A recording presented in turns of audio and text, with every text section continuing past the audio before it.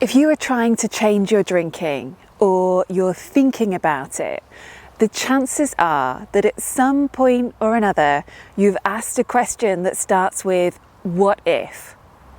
So for example, what if I try to stop and I can't do it? What if I quit and my partner doesn't like it? What if me not drinking makes other people uncomfortable? What if they think I'm an alcoholic because I've stopped? What if I never have fun again because I'm not drinking? There are so many what if questions that you could ask about sobriety. But when you are what ifing, what you're really doing is asking questions about something that hasn't actually happened yet. Your brain is trying to solve fictional problems. But by dwelling on this stuff, these things that haven't actually happened yet can start to feel quite real and big and overwhelming. And then it can all feel so much that suddenly you're not sure you even want to try anymore. Like, what's the point? I know that when I was trying to stop drinking, one of my more ridiculous what if questions was, what if I get married and I'm the only one not drinking champagne on the day? I thought there was no way you could get married without drinking alcohol to celebrate your big day and to have at the toast. Now I should point out that at the time I quit drinking, I was actually single. But my brain was genuinely very concerned about how I was going to handle my wedding day and mentally adding that to my list of reasons as to why I probably couldn't stop for good. So what was the point in trying? Crazy, isn't it? I don't know exactly what your what ifs look like. Maybe you've got a few of them. Maybe you've got loads of them.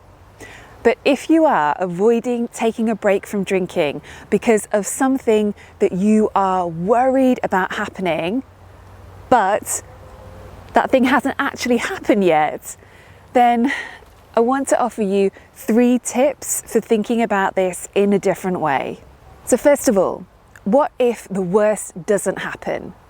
I think that's pretty important to consider. You know, through running my Getting Unstuck program, my Stop Drinking course, I have heard so many stories about so many different things from women who've been pleasantly surprised by how things have turned out. So often, your greatest fears don't come true. When you are drinking a lot and alcohol is a big deal to you, it's easy to lose sight of what you're capable of, and you forget that other people might feel very differently and react in a far more reasonable way than you're anticipating. My second tip is to stay focused on what's happening right now. Because your life is happening now, in the present.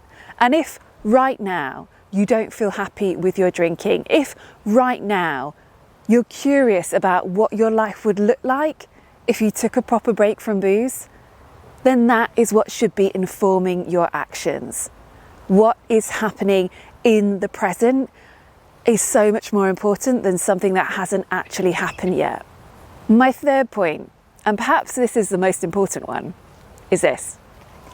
What if the things you're worrying about do happen, but you cope with them just fine? What if you're so thrilled with how you feel, hangover-free, that it doesn't really matter? What if quitting drinking leads you to change and grow as a person, and then your fears no longer seem like such a big deal? Because when you stop drinking, you are going to become a different person. You will no longer be the version of you who drinks to cope with a very ordinary Monday or Tuesday at work. And if you're going to be that person who figures out how not to drink in response to a bad day, then you're going to change. You're going to grow and you're going to be a different person. And that different version of you can probably figure out how to manage some of these worst case scenarios. When other people express disappointment that you're not drinking, I think that different version of you, who is going to go through a lot of personal growth, might start to realise that their feelings and not your problem. It's just not your responsibility to manage that. And you might decide that you're not willing to trade waking up feeling hungover just so that someone else can feel a bit better. I guess the point I'm trying to make here is that right now you're trying to find solutions to problems that haven't yet happened based on how you feel in this moment, based on what you know right now. But if you stop drinking and learn new skills and learn new ways of coping with the world, then how you feel will change. And this is why I'm always going on about taking a proper break from drinking and stopping for several months so you can let yourself work through some challenges and become this different person. Some of the stuff that you're worrying about will happen to you, and everything will turn out okay, and it will all feel totally worth it. I mean, just think about this.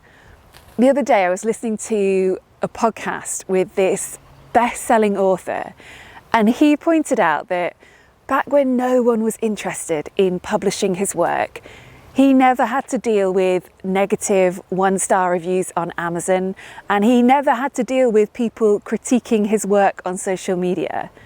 He didn't have to deal with that stuff because he wasn't a published author and no one knew who the heck he was. But now that he's sold millions of books around the world, that kind of thing happens all the time.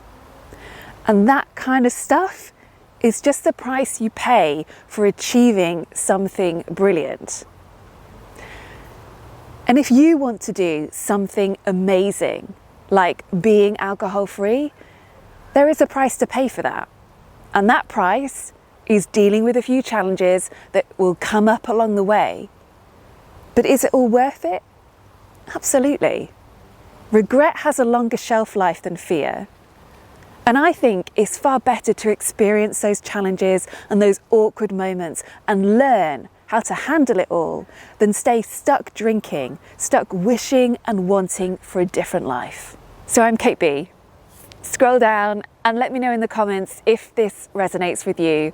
I hope it does, and I'm wishing you a very happy and hangover-free week ahead.